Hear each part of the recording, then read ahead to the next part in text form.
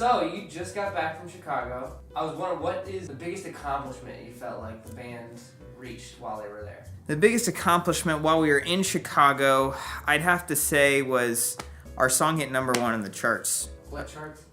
The indie Cincinnati local defined to Price Hill charts. So they hit the Cincinnati charts while you were in Chicago? Yeah, our song charted #1 rock, surf, pop music in Price Hill, Ohio while we were in Chicago. And so I don't want to brag, but I think it's pretty sweet. That's incredible. So, is it true that you are charting #1 in Price Hill, Ohio right now? No. That's not true. No, where did you hear that? That's not even a thing. I heard that Coastal Club was charting #1 in Price Hill, Ohio right now. No. Since you were gone so long, what do you notice has changed in Cincinnati? I just see people differently in Cincinnati, you know. They appear to be shorter, actually.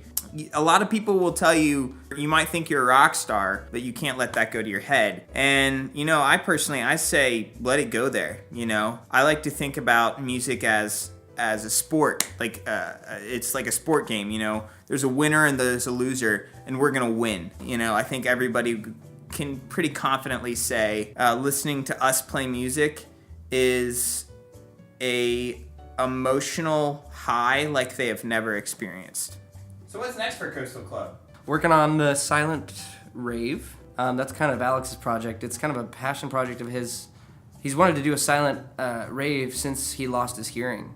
I'm a little nervous about that project because not only has Alex lost his sense of hearing, but he also has lost he's colorblind, 75% colorblind, so he can only see the blue colors. So he picks music on album covers because that's all he can tell. So basically, most of the parties or anything that he's ever shown have been the Blue album by Weezer and, oddly, the song Yellow by Coldplay. We thought he was making a breakthrough for a minute there, but then he went right back to Weezer. So the whole recording and writing process has been incredibly strenuous on the rest of us. I'm supposed to sing background vocals, and it's really hard to harmonize with a deaf person. It's just all kinds of experimental, I guess. Mostly, it's just truly awful. So how do you feel like your music was received in Chicago? All the way, well received. Couldn't be received any better. 5 thumbs up. Critics are raving, sort of a deal. Chicago is great. Chicago is great to us. I think our next city will be Reykjavik in Iceland. After that, we'll probably be going to Sydney pretty soon. 2017 World Tour, you know.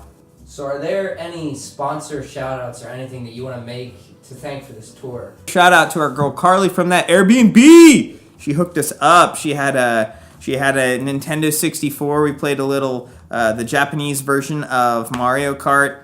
Oh man, incredible. So shout out to Carly. Shout out to our haters for sure. Shout out to all the ladies out there. Why?